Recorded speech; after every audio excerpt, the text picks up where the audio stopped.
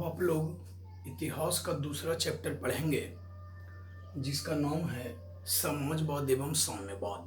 समाजवाद एवं साम्यवाद। इस वीडियो में आप लोग सिर्फ कहानी को निचोड़ को अच्छे से समझ लें, बाकी क्वेश्चन आंसर बाद में लिखा जाएगा। पहले समझ लीजिए मेन मेन पॉइंट हम आप लोग को बोल देते हैं।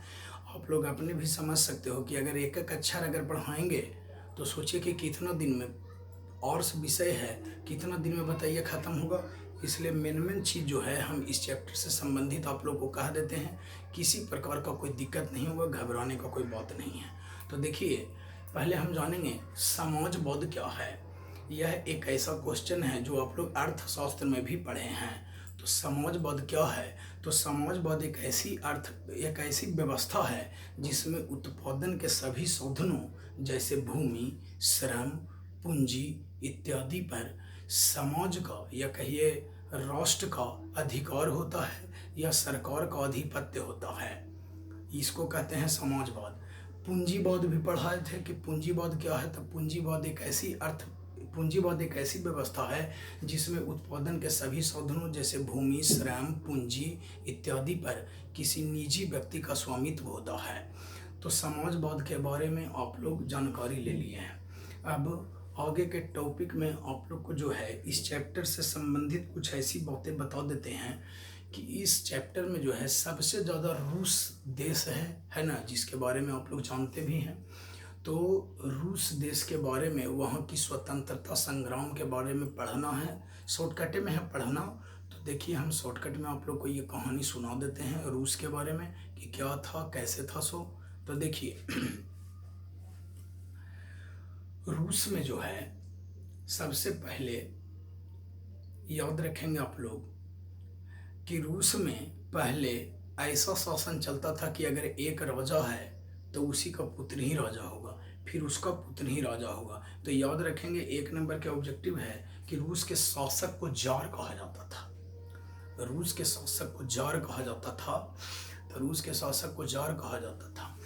तो जैसे जार शाही जब शासन चलने लगा तो रूस में जो जार था उसका नाम था निकोलस द्वितीय। क्या नाम था? निकोलस द्वितीय। तो निकोलस द्वितीय जो है एकदम बिल्कुल अयोग्य शासक था। निकोलस द्वितीय जो है बिल्कुल अयोग्य शासक था। देखिए रूसी क्रांति का कारण भी है, रूसी क्रांति का कारण एकदम भी आई है, याता भी है। तो देखिए जार निकोलस द्वितीय जो है वह बिल्कुल अयोग्य शासक था। क्या करता था कि अपने राजमहल में ही भोग विलास करने में लगा रहता था। उसे प्रजा के सुख दुख की बिल्कुल चिंता नहीं थी, जिसके कारण प्रजा की जो स्थिति है एकदम बद से बदतर और एकदम दयनीय हो गई थी।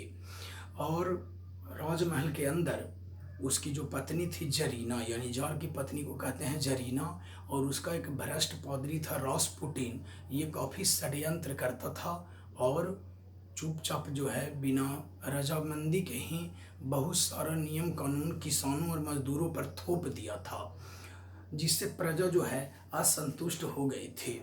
फिर आगे सुनिए किसानों की दयनीय स्थिति। माने जार के शासनकाल में किसानों की स्थिति जो है अत्यंत ही दयनीय हो गई थी। वे कर्ज के बोझ से दब गए थे। उनका जो खेत था वो छोटा छोटा बटा हुआ था। उनका जो खेत था किसानों का वो छोटा छोटा था, है ना, जिस पर वे कर्ज लेकर खेती करते थे। और वह भी कभी बाढ़ तथा कभी सूखा से जो है बिल्कुल क्षतिग्रस्त हो जाता था, नष्ट हो जाता था। तो किसान की भी दयनीय स्थिति हो थी, तो जार के खिलाफ वो भी हो गया था। अब देखिए मजदूरों की दयनीय स्थिति में क्या है पढ़ना कि मजदूरों से कारखानों में सोच लीजिए कि 18 घंटे तक काम लिया जाता था। 18 घंटे तक के काम लिया जाता था। सोचिए 24 घंटा का होवे करता है, दिन रात मिला करके 18 घंटा काम लिया जाता था मजदूर से। और उनको वेतन भी पर्याप्त मात्रा में नहीं दिया जाता था और उनके साथ काफ़ी दुर्व्यवहार किया जाता था, जिसके कारण रूसी की जनता जो है वो जार के खिलाफ एकदम अंदर ही सुलग रही थी। उसके बाद एक नंबर एकदम अति इम्पोर्टेंट क्वेश्चन है, ये अलग से भी आता है, इसमें भी लिखाएंगे, ये सुन लेंगे। एक घटना है जिसका नाम है खूनी रविवार की घटना। खूनी रविवार की घटना, ये घटना क्या थी? जब किसानों और मजदूरों की स्थिति अत्यंत ही दयनीय हो गई तो मजदूरों ने सोचा कि चलो एक जार को प्रार्थना पत्र देने के लिए, प्रार्थना पत्र जो होता है उसमें अपनी कुछ मांगों को रखा जाता है कि हमारी ई मांगे दीजिए, हमारी ई मांग मान लीजिए, हमारी ई मांग मान लीजिए, हमको रोटी दीजिए नहीं तो हम मर जाएंगे। तो ऐसी मांगे ले करके और वे जार के सेंट पीटर्सबर्ग, रूस में एक जगह है जिसका नाम है सेंट पीटर्सबर्ग, वहाँ जा रहे थे। तो जार के सैनिकों ने जैसे ही उस माने सेंट पीटर्सबर्ग स्थित महल के पास मजदूर लोग पहुँचे तो जार के सैनिकों ने उन पर अंधाधुंध गोलियां चला दी। यह घटना जो है 9 जनवरी 1905 ईस्वी को हुआ था, याद रखेंगे, ऑब्जेक्टिव भी है। 9 जनवरी 1905 ईस्वी को हुआ था और यह घटना जो है, यह घटना रविवार के दिन हुई थी, जिसमें हजारों मजदूर मारे गए और कई हजार जो है वो घायल हो गए। इस दिन चूंकि रविवार की घटना थी इसलिए इस घटना को खूनी रविवार की घटना कहा जाता है। उसके बाद देखिए और भी रूसी क्रांति का था। एक तो कि ऐसा जब घटना किया कि हजार निर्दोष आदमी को पर गोली चला करके मार दिया तो किसान मजदूर और गुस्सा हो गया। उसके बाद देखिए प्रथम विश्व युद्ध में पराजय, प्रथम विश्व युद्ध में रूस की पराजय। जार यह भली भांति जानता था कि जनता जो है हमसे संतुष्ट नहीं है, इसलिए प्रथम विश्व युद्ध में रूस को जो है मित्र राष्ट्र की ओर से ढकेल दिया, जिसमें इंग्लैंड, फ्रांस, रूस और अमेरिका था, उसमें माने रूस भी शामिल हो गया। तो जार का एकमात्र उद्देश्य यही था कि रूसी जनता जो है आंतरिक यानी हम में जो फॉल्ट है उसको भुला दे और बाहरी मामलों में उलझ जाए, यानी बाहर से युद्ध में जो है वह अपना भागीदारी प्रस्तुत करे। लेकिन यहाँ उलट जाता है, न तो रूसी सेना के पास पर्याप्त भोजन था और न ही अत्याधुनिक हथियार थे, जिसके कारण चारों ओर से रूसी सेनाओं की हार हो रही थी। सोचिए कि लगभग 5 लाख सैनिक मारे जा चुके थे युद्ध के दौरान में। जो निकोलस द्वितीय था उसने माने सेनापति की कमान माने सेना की कमान अपने हाथों में ले लिया था, जिसके कारण राज दरबार खाली हो गया और उसकी पत्नी जरीना और जो रासपुटिन था भ्रष्ट पादरी ये दोनों जो है षड्यंत्र करने में लग गया। तो ये सभी जो कारण थे जिसके कारण जो है रूसी जनता जो है जार के खिलाफ भड़क गई। एक बार क्या हुआ कि फिर जनता लोग काफ़ी अधिक संख्या में सोची कि अबरी चलो अबरी बदला लेके रहेंगे, इसलिए अबरीज एकदम हथियार से लैस एकदम लाठी डंडा लेकर के जा रही थी। तो फिर महल के नज़दीक पहुँचे तो इस बार जो है जार के सैनिकों ने उन पर गोलियां नहीं चलाई, लेकिन सभी लोगों ने पकड़ करके राजा और रानी को जो है फांसी पर चढ़ा दिया। और मजदूरों में क्रांति भड़काने का काम जो है, क्रांति उत्पन्न करने का काम जो है जर्मनी के एक व्यक्ति थे जिनका नाम था कार्ल मार्क्स। ठीक है ना, याद रखेंगे, जर्मनी के एक व्यक्ति थे जिनका नाम था कार्ल मार्क्स। उन्होंने एक किताब लिखी थी, याद रखिएगा, ऑब्जेक्टिव भी है, दास कैपिटल। ठीक है, दास कैपिटल नामक पुस्तक की रचना की है कौन? तो कार्ल मार्क्स ने। उसमें उन्होंने मजदूरों की अत्यंत ही दयनीय स्थिति के बारे में वर्णन किया है और उन्होंने यह बताया कि हे दुनिया के मजदूरों, बिल्कुल एक हो जाओ, और अगर तुम एक नहीं होगे तो निश्चित रूप से तुम्हारा पतन निश्चित है। तो ये सभी बातें जब मजदूर लोग सुने, दुनिया के मजदूर, तो उनमें एक नई चेतना उत्पन्न हुई और ये चेतना जो है उनको जार के शासन से मुक्त कराने का काम किया। तो जब राजा रानी को ये लोग जो है फांसी पर चढ़ा दिए, उसके बाद केरेंस्की, याद रखेंगे, केरेंस्की के नेतृत्व में रूस में सरकार का गठन हुआ, यानी प्रधानमंत्री कौन बना? तो केरेंस्की बना। लेकिन वह भी जनता की उम्मीदों पर खरा नहीं उतर सका, जनता की उम्मीदों पर खरा नहीं उतर सका। इसलिए अब कौन आया? तो अब आया लेनिन। लेनिन का पूरा नाम था व्लादिमीर इवानोविच लेनिन। तो अब लेनिन आया, तो लेनिन ने क्या किया कि एक संगठन बनाया। उस संगठन में उसने युवाओं को जोड़ा और उसका यह मानना था कि हम केरेंस्की की सरकार को बलपूर्वक उलट देंगे, यानी उसको प्रधानमंत्री पद से हटा देंगे और हम बन जाएंगे प्रधानमंत्री। तो उन्होंने ऐसा ही किया। माने लेनिन ने जो है अपने दल में युवाओं को और बहुत सारे सेना को एकत्रित किया और यह गुप्त बात रखा गया और क्रांति का डेट जो है 7 नवंबर 1917 ईस्वी रखा गया। 7 नवंबर, याद रखेंगे, 7 नवंबर 1917 ईस्वी रखा गया। तो 7 नवंबर 1917 ईस्वी की रात को क्या होता है कि जितना भी लेनिन के जो ये सब जो सैनिक थे, लेनिन के दल में शामिल जो लोग थे, वो पेट्रोग्राड, रूस में जगह है, तो पेट्रोगार्ड के railway station, police station, court कचहरी, माने जितना भी सरकारी चीज़ है सब पर कब्जा कर लिया। अब बिना एक बूंद खून बहाए देश की सत्ता पर जो है लेनिन का अधिकार हो गया।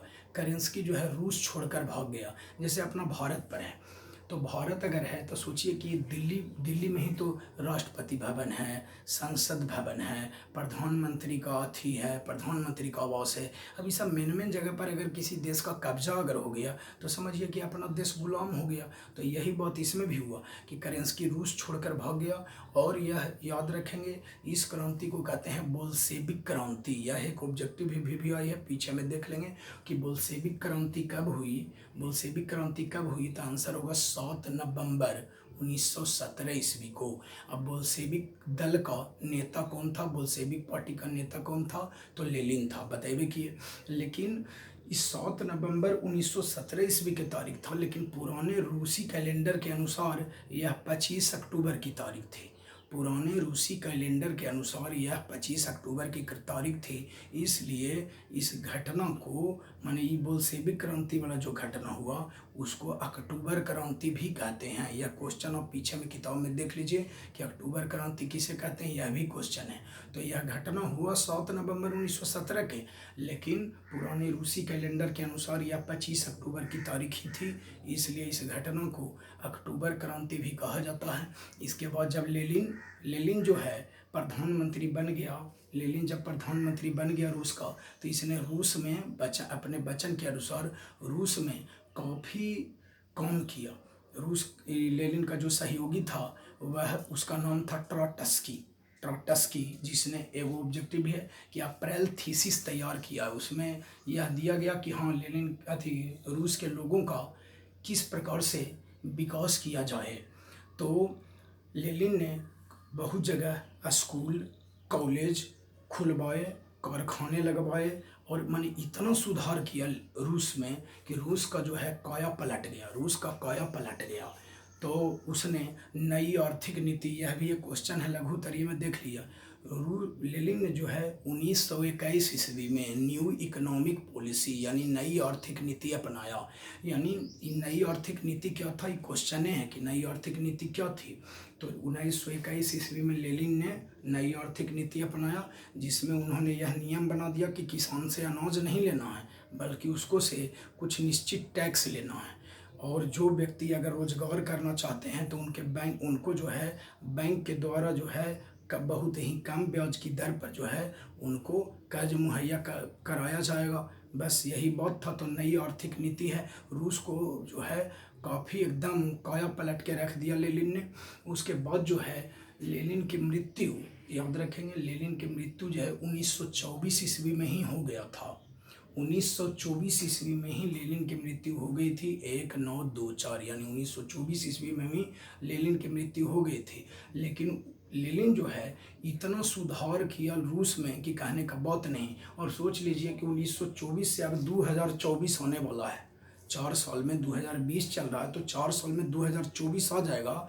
तो आप खुद सोच लीजिए कि 100 साल होने वाला है। और लेनिन का जो लॉस है, 1924 में मरे हैं, 2024 यानी 96 साल हो गया है। लेनिन का लॉस जो है अभी भी रूस में बिल्कुल सुरक्षित रखा हुआ है।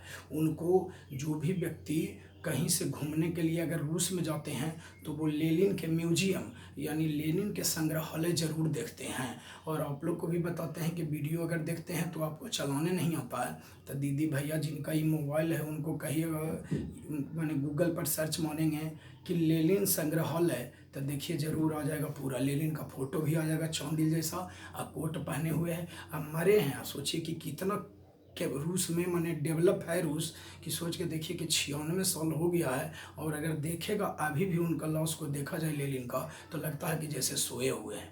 माने सोचिए बॉडी में किसी प्रकार का कोई इफेक्ट नहीं है, कितना बढ़िया से उसको रखा गया है। सोचिए 96 साल मैंने लेनिन के मर जाने के बाद उनको न तो जलाया और न ही दफन किया, बिल्कुल मैंने ऐसा करके रखा हुआ है कि उनका रूस जो जाने वाला है, घूमने वाला व्यक्ति है, वो लेनिन संग्रहालय जरूर जाता है और एकदम बिल्कुल लगता है कि जैसे वो सोए हुए हैं और अभी तुरंत उठने वाले हैं जैसा, सोच लीजिए। तो लेनिन को जैसे हम लोग महात्मा गांधी, जवाहरलाल नेहरू, सुभाष चंद्र बोस, ये सब को मानते हैं कि देश को स्वतंत्र कराने में इन सभी लोगों का बहुत प्रमुख योगदान था। ठीक वैसे ही रूस के लोग जो है लेनिन को अपना एकदम आदर्श मानते हैं और उनके द्वारा किए गए काम पर ही या आदर्श पर ही चलते हैं बस। तो अगला वीडियो से ये कहानी को आप लोग 2 बार याद रखेंगे, फिर अगला वीडियो से हम आप लोग को क्वेश्चन आंसर बताएंगे। बस ऐसा नहीं होता है, देखिए आप लोग को बता देते हैं, ये 15 मिनट का ही वीडियो लोड करने में इतना टाइम लगता है कि सोच लीजिए कहने का बात नहीं है। 1 घंटा का करेंगे तो लगता है कि होगा ही नहीं बिना 5 दिन और 8 दिन के पहले वीडियो। ऐसा बात नहीं है, माने 12 से 15 मिनट कहीं का भी वीडियो रहता है तो इतना ही मिनट का हो पाता है। ज़्यादा का चूँकि हम लोग मोबाइल से बनाते हैं, यूट्यूब में डालते हैं, तो डालने में इतना समय लगता है कि कहने का बात नहीं। सब हो जाएगा, बेफिक्र रहिए, बस बोले थे क्लियर हो जाएगा, जो बता देंगे एकदम परीक्षा में वही आएगा बस।